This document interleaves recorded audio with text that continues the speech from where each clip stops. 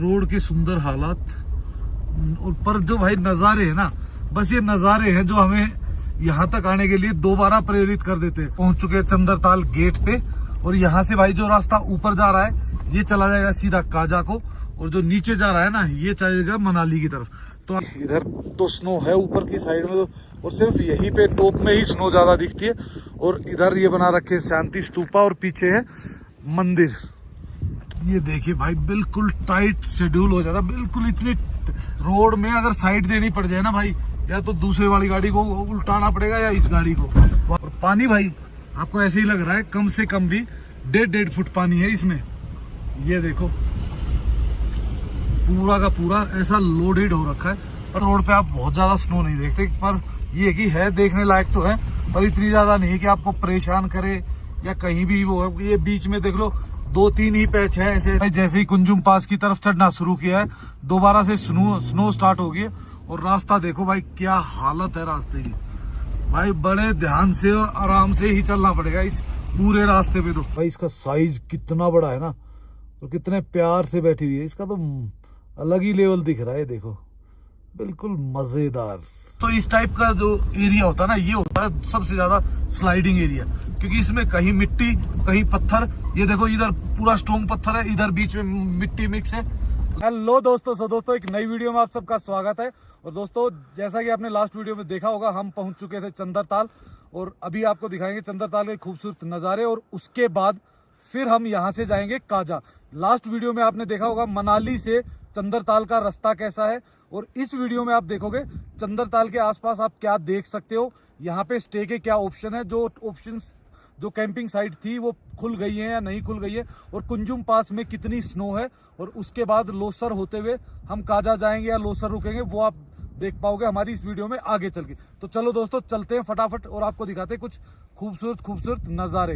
आवाज चली हुई है थोड़ी सी तेज, तो आवाज में हो सकता है थोड़ी सी डिस्टर्बेंस आए, तो उसको आप मैनेज करना। और ये देखो कुछ नज़ारे, पर भाई बादल आ चुके। अगर बादल नहीं होते ना तो ऐसा ब्लू रिफ्लेक्शन पड़ता है इस पानी पे कि गजब ही मजा आता। साउंड बहुत कम आ रही है क्योंकि भाई हवा बहुत तेज चल रही है। आप पानी में भी देख सकते हो जो लेयर बन रही है ना, वो काफी दूर तक बन रही है। पर आप देखिए पानी कितना नीट एंड क्लीन है, बिल्कुल एकदम। आप देखोगे बिल्कुल दूर तक आपको दिखेगा, पर आगे थोड़ा पानी हरा हो जाता है, लेकिन जैसे ही बादल हटते हैं तो एकदम नीला पानी हो जाएगा भाई। तो आप थोड़ी देर चलते हैं उधर। ये देखिए लगभग 15-20 क्लाइंट आए हुए हैं जो आए थे अपना काजा की साइड से, और ये वापस काजा ही जाएंगे सभी। तो देखते हैं अभी हमारा क्या प्लान है, किस जाना होगा। हवा तो बहुत तेज है, पर एक बार कोशिश करते हैं अपने ड्रोन को उड़ाने की, अगर उड़ पाता है तो। ये क्योंकि हवा इतनी तेज आती है, क्योंकि एक तो ये है ना कि एक रेगुलर हवा चलती रहे, तो रेगुलर हवा नहीं चल रही, बल्कि क्या होता है एक बार रुकती है, के बाद बहुत तेज हवा आती है, फिर रुकती है, तो अनस्टेबल हो जाता है। तो इसको निकालते हैं और एक बार ट्राई तो करना बनता है भाई यहाँ पे।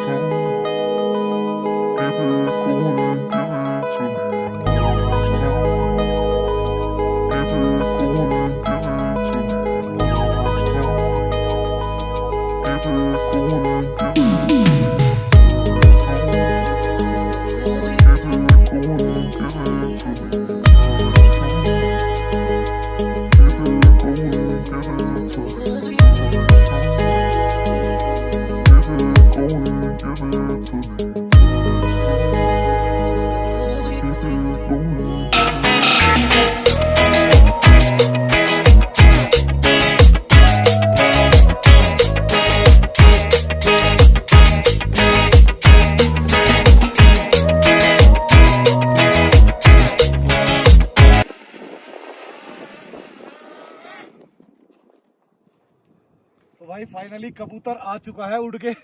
अब इसमें देख लेना आप कैसे शॉट आते हैं, वो आप देख पाओगे वीडियो में ही। भाई हमारा जासूस लगा हुआ है, मतलब शॉट लेने के लिए। देखो और हवा का एक झोंका आएगा, ये मिस्टर इंडिया की तरह ही जाएगा। देखो शकल भी वैसी है और पहनावा भी आज तो वैसा ही है, जैकेट जूकेट सब कुछ तो मिस्टर इंडिया हो रखा।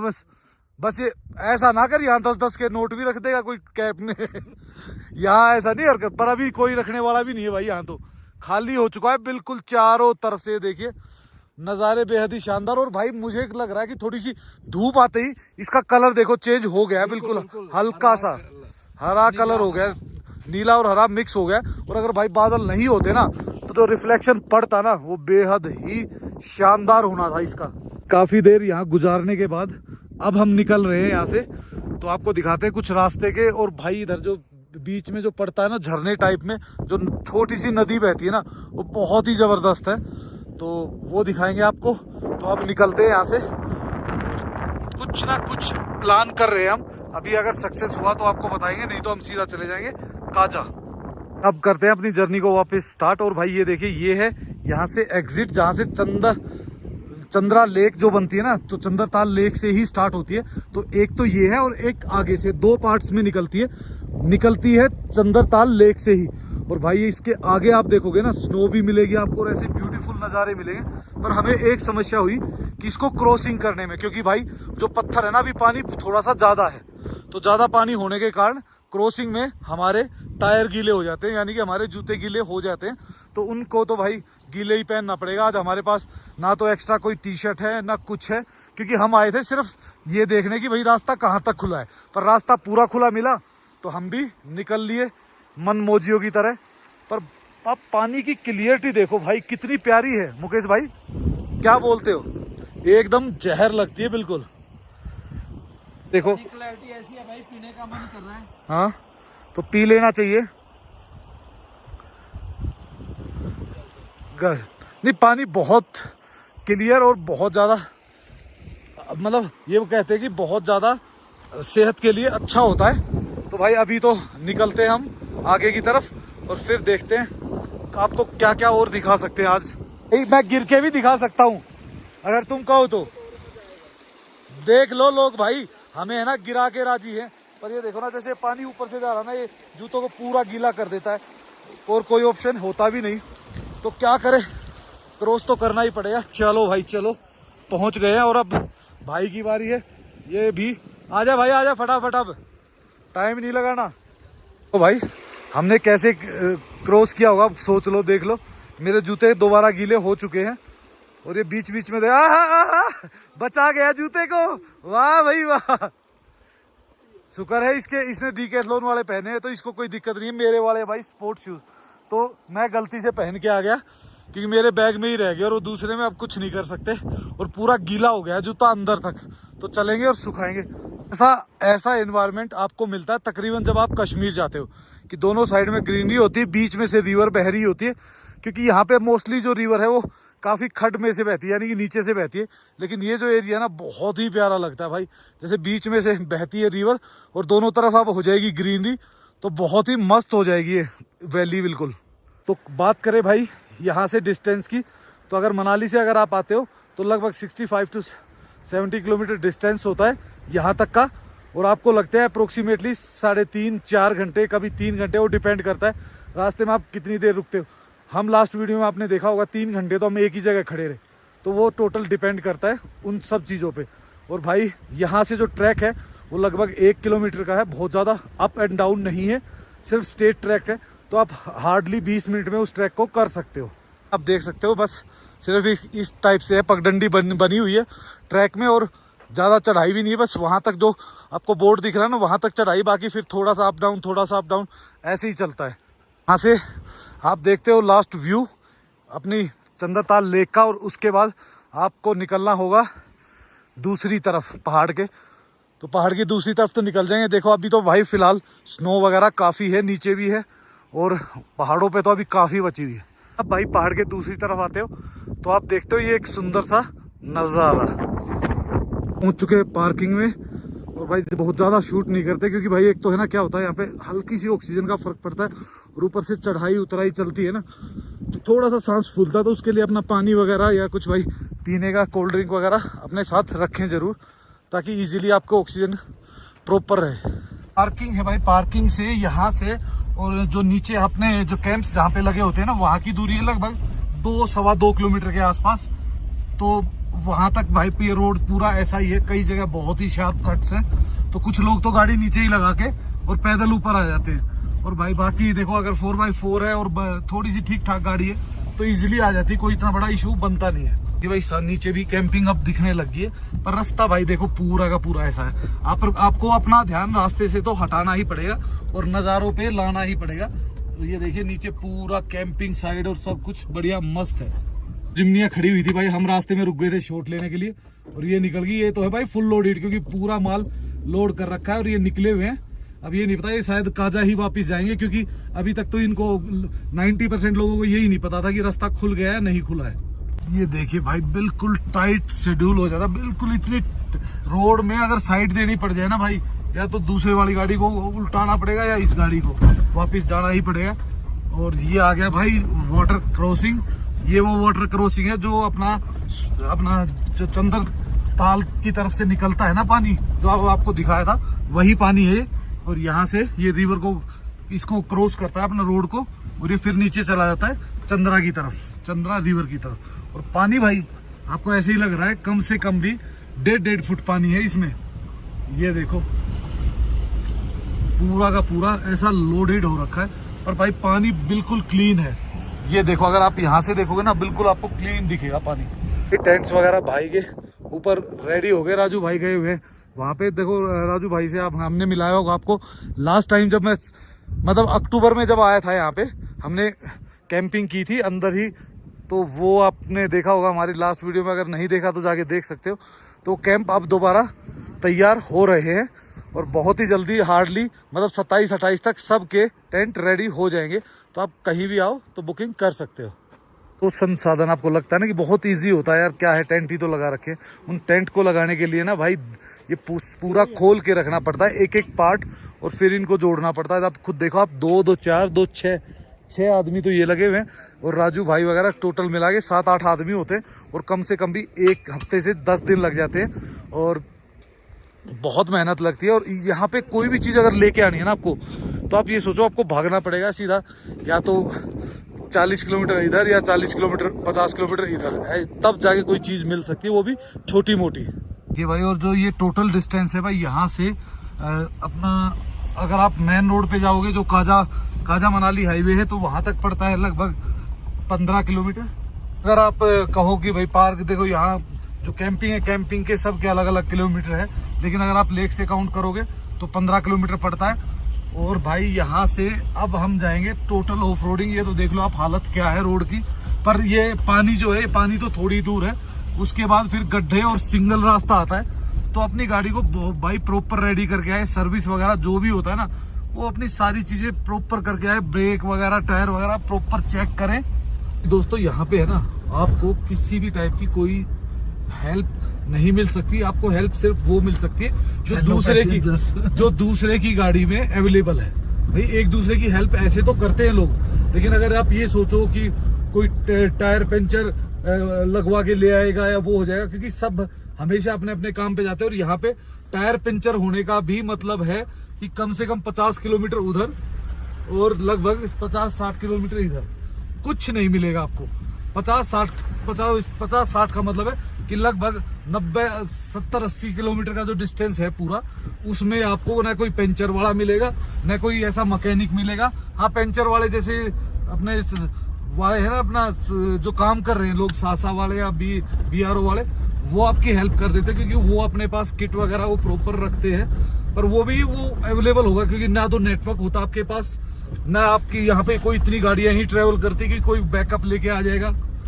तो अपनी जो भी तैयारी है ना प्रॉपर करके ही निकलो। रास्ते तो ऐसे ही कच्चे हैं, कोई इधर से कोई उधर से, सबने अपनी अपनी लाइन बना रखी है, जिसको जो लाइन कंफर्ट लगती है वो उसमें चलाओ। आगे जाके ये रास्ता अब आ जाएगा बिल्कुल ही सिंगल। क्या सुंदर नजारा आ रहा है ना सामने, पूरा का पूरा रिवर, ऊपर से भाई स्नो कवर्ड माउंटेन्स, नजारा ही बदल गया है भाई। जाते वक्त अलग नजारे थे, आते वक्त अलग ही नजारे हैं।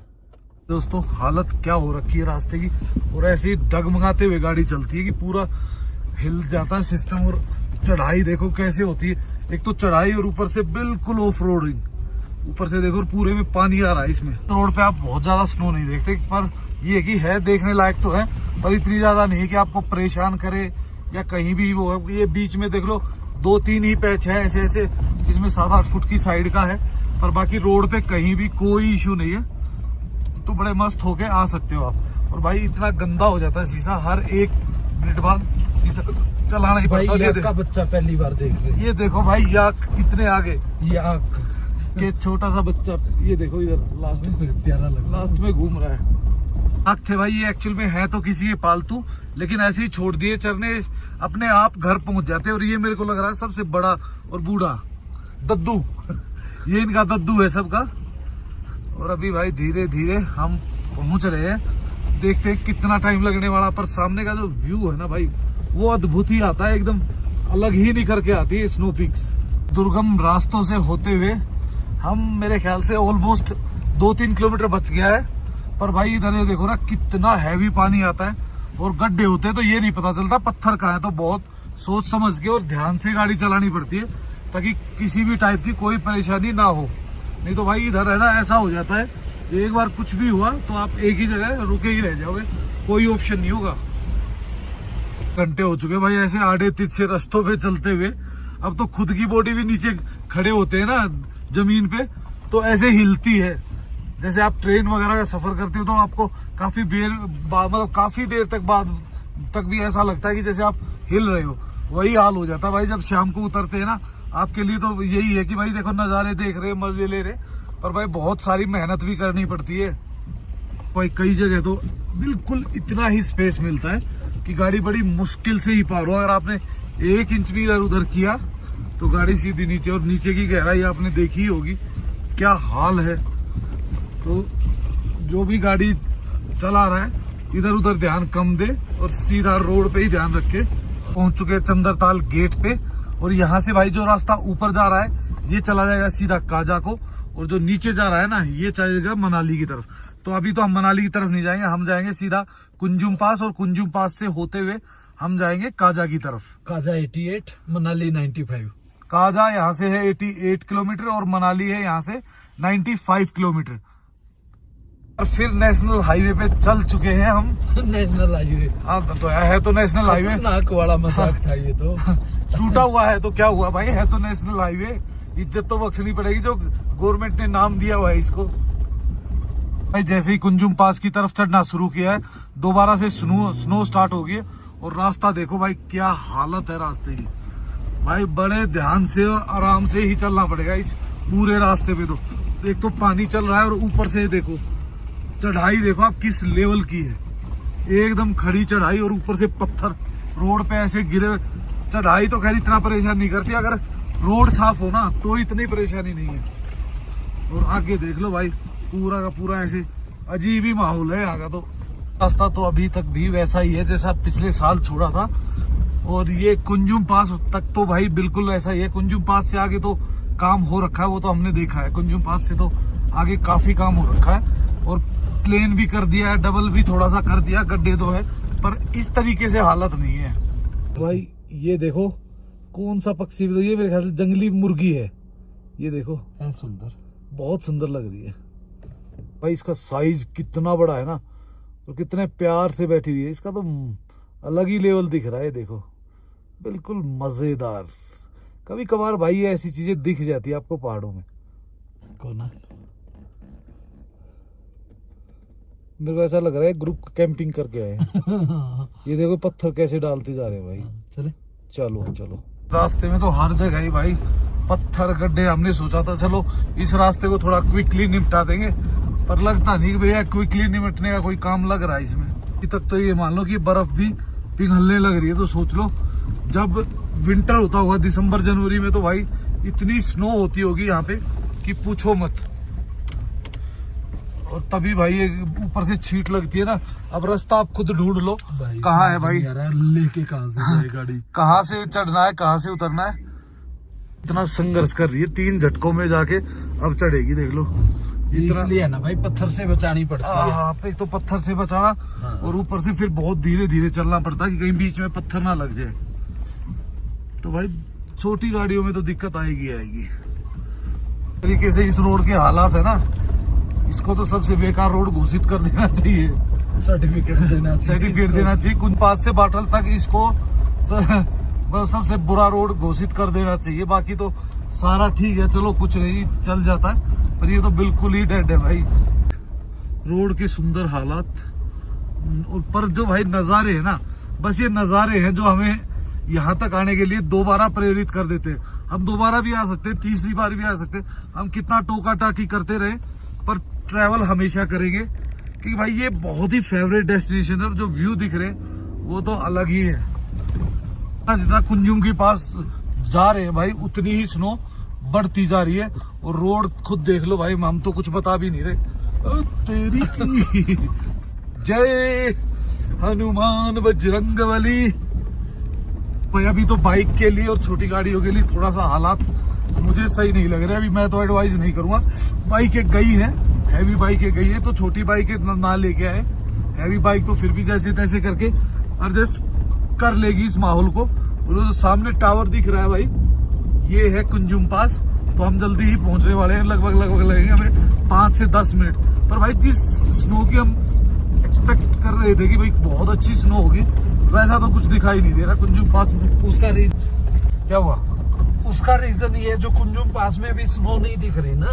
हाँ? अभी कुंजुम पास को मान लो जो ये रोड क्लियर को या स्नो कम से कम 15 से 20 दिन हो चुके हैं। बीआरओ की टीम ने यहाँ पे वो क्लियर कर दिया था। टूरिस्ट की गाड़ियां अब तक नहीं छोड़ी थी, क्योंकि पहले ये था कि पास क्लियर हो, कुंजुम तक ओपन हो गया था। उसके बाद फिर नीचे मशीनें गई थी बर्फ काटते काटते। तो क्या होता है कि मशीन जब बर्फ काट के रास्ता बना देती, उसके बाद धूप पड़ती तो फिर वो पिघलती जाती है, पीली पड़ती जाती है। तो ये कारण है, इसलिए स्नो नहीं दिख रहे। लास्ट टाइम मैं फर्स्ट डे आया था यहाँ पे, जैसे ही रोड ओपन हुआ था 4x4 के लिए, उस टाइम पे यहाँ पे ये मान लो इससे 10 गुना ज्यादा बर्फ थी, इतनी ज्यादा फ्रेश।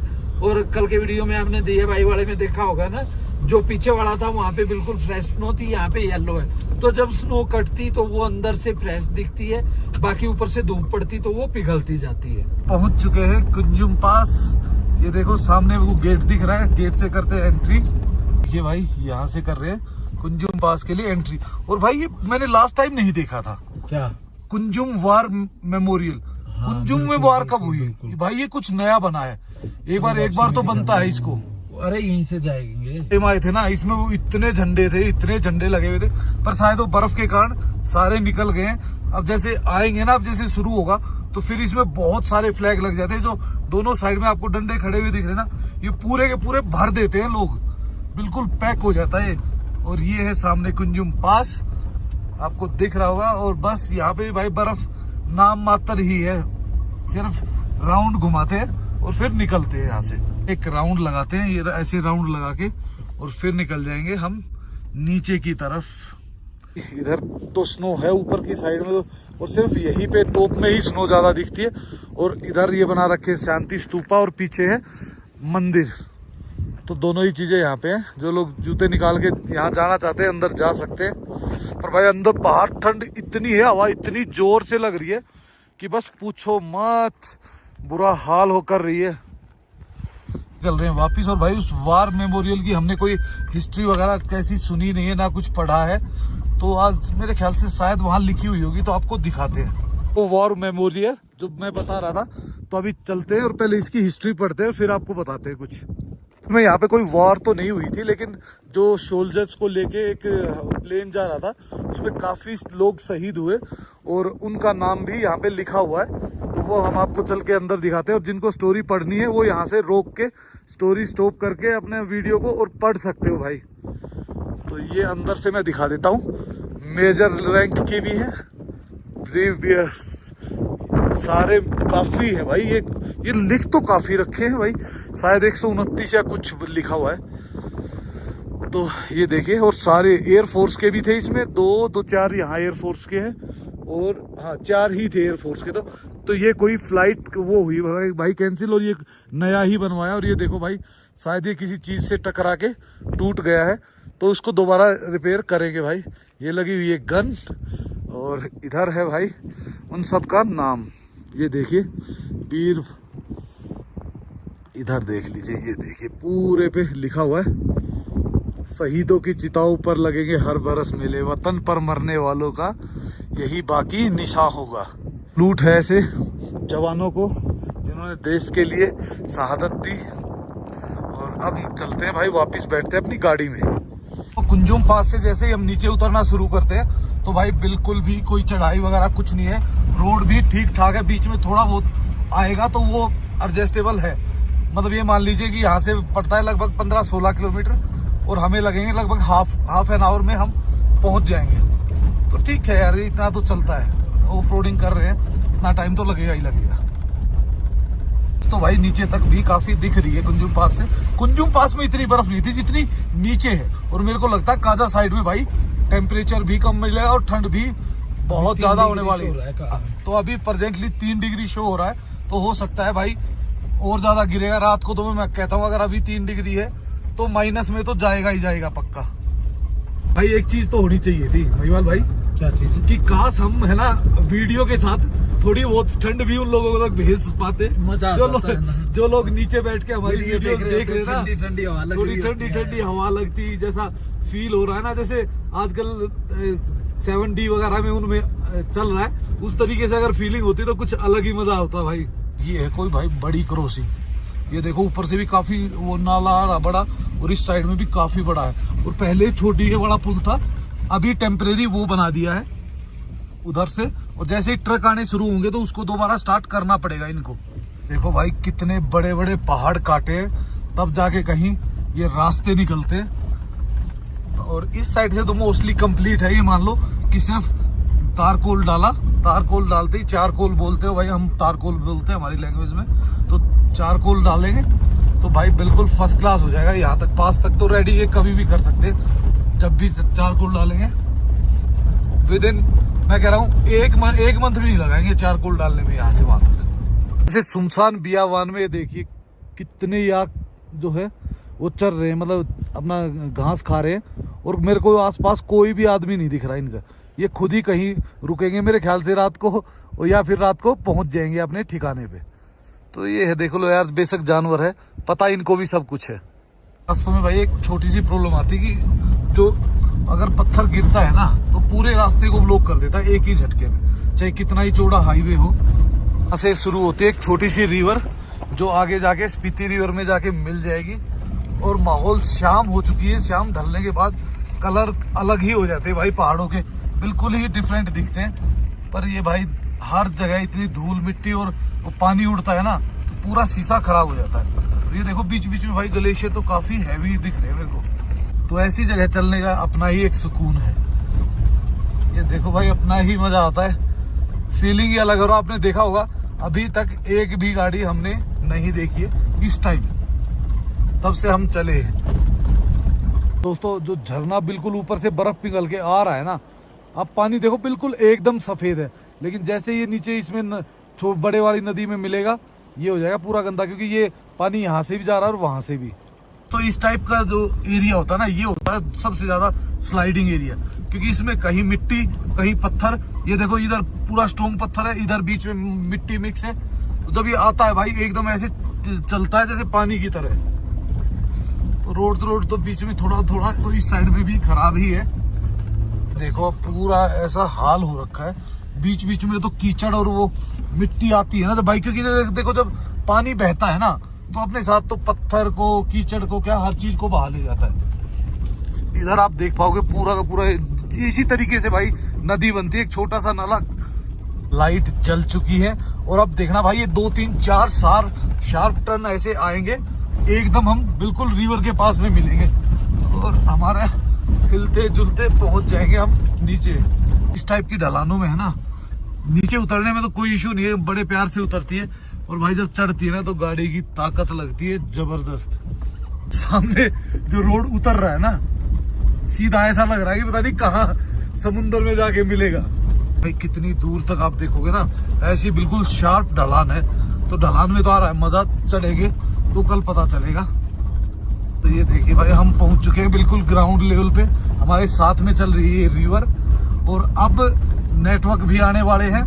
उससे पहले शायद एक कैंपिंग साइट किसी ने कुछ बनाया था लास्ट ईयर में, लास्ट में आया था या उससे लास्ट में आया था, लास्ट ईयर में वो रेडी कर रहे थे। ये देखो अब मेरे ख्याल से लेफ्ट साइड में वो सामान ही उतार रहे हैं कैंपिंग साइट का। तो काफी अब डेवलपमेंट स्टार्ट हो गई है और लोग स्टे करते हैं काफी।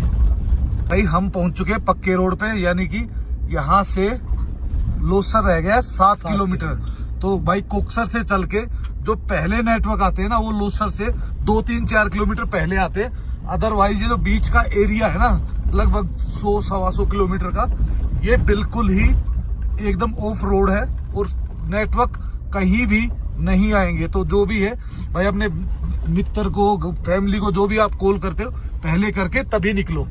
हम पहुंच चुके हैं लोसर और यही है भाई, यहाँ से जो बैरियर लगता है, यहीं से पता चलता है कि आगे के लिए रास्ता खुला है या नहीं खुला।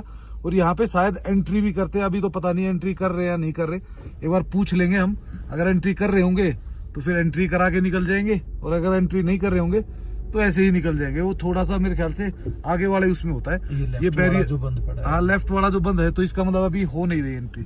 काफी सारे होम स्टेज है, इससे आगे कुछ भी नहीं मिलेगा। पर इस एरिया में आने के बाद आपको सब कुछ मिल जाता है, आपको नेटवर्क भी मिल जाता है, खाना भी मिल जाता है बढ़िया।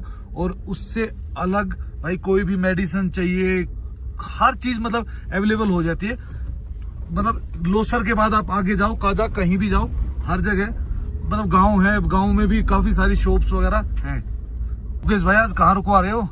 पूछते आनंद भाई पे हुआ, वैसे गाड़ी तो कई सारी खड़ी, पता नहीं रूम है कि नहीं उनके पास। ये है भाई सामने आनंद भाई के पास, तो अभी पूछते हैं उनसे। सिंगालिंग भाई मेरे को बोलना नहीं आता, क्योंकि ये पिछली बार भी भाई कह रहा था, नहीं यार ये नहीं भाई, ये है नाम मेरा। चलो कोई नहीं, भाई पूछ के आता है। गाड़ी हमें मिल चुके हैं और आखिर आनंद भाई ने हमें रूम दे ही दिया, क्योंकि भाई लास्ट टाइम भाई ने पता क्या किया, हमें 2 दिन रहे, हम दोनों दिन रूम मिला ही नहीं। टेंट लिया, टेंट में लगा के बाहर सोए, तो हो जाता है भाई एक आध बार। क्योंकि देखो प्री बुकिंग तो हमने कर नहीं रखी थी, अगर अवेलेबिलिटी होती तो भाई कभी मना करते ही नहीं है। अपना होटल, तो अभी चलते हैं होटल के अंदर।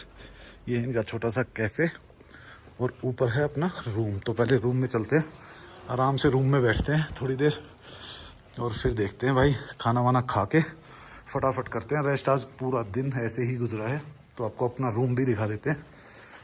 कुछ इस टाइप का है अपना रूम। मुकेश भाई पहले रूम में आ चुके हैं और अपना रेस्ट फरमा रहे हैं। रूम भाई काफ़ी अच्छा है, साफ़ सुथरा, बढ़िया क्लीन, और वॉशरूम भी काफ़ी साफ़ सुथरा है। ये देखिए, इधर ये हमारे बैग वगैरह रखे हुए हैं। तो अब थोड़ा सा करते हैं रेस्ट और फिर सोचते हैं क्या करना है। टाइम आ चुका है खाना खाने का, और बिल्कुल दाल और एक मिक्स वेज रेडी है। भाई क्या बोलते हो? टूट पड़ते बस, एक शॉट लेके डिनर का टूट पड़ते। एक तो हम वैसे ही भूखे और ऊपर से थके हुए हैं भाई। चुपचाप खाएंगे, मस्त हो गए, उसके बाद बताएंगे भाई कैसा है। ये देखिए भाई, रात को खाना खाने के बाद भी यूट्यूबर कितने बिजी होते हैं। बहुत ज्यादा काम होता है, उसके बाद तो ज्यादा शुरू होता है, बहुत ज्यादा बिजी होते हैं। सो गुड मॉर्निंग दोस्तों। दोस्तों सुबह के बज चुके हैं 6 और हम नहा धो के बिल्कुल रेडी है जाने के लिए। फिलहाल थे हम लोसर में, और लोसर से हम यहाँ से जर्नी स्टार्ट करने वाले हैं वापस मनाली के लिए। तो भाई इस ट्रिप में देखो 2-3 चीज़ें थी। एक और चीज़ जो मैं एडवाइस करता हूँ कि अगर आप इस टाइप की ट्रिप कर रहे हो, एक तो सनस्क्रीन, एक लिप गार्ड, एक स्पेक्स और एक कैप, ये 4 चीज़ें हमेशा कैरी करो। ताकि देखो धूप बहुत ज़्यादा तेज़ होती है, और इस टाइम जो गर्मी है ना, उसमें तो बहुत ज़्यादा हो जाती। तो भाई देखो आँख बिल्कुल खुल नहीं रही, अभी सुबह 6:30 भी नहीं हुए हैं, तो बहुत बुरी गर्मी होती है भाई। कैसी होती गर्मी? बहुत। ये देखो स्किन जल गई है। टोपी भी, चश्मा भी, सब कुछ लगा रखा, मैंने रखा हुआ है, बस मैं भी लगाता हूँ, गाड़ी में रखा हुआ था मेरा। और फिर भाई यहाँ से निकलेंगे, पर वो सब देख पाओगे आप हमारी नेक्स्ट वीडियो में। तो दोस्तों इस वीडियो करते हैं यहीं पे एंड, और आपको मिलते हैं एक नेक्स्ट वीडियो में यहाँ से मनाली के सफ़र में।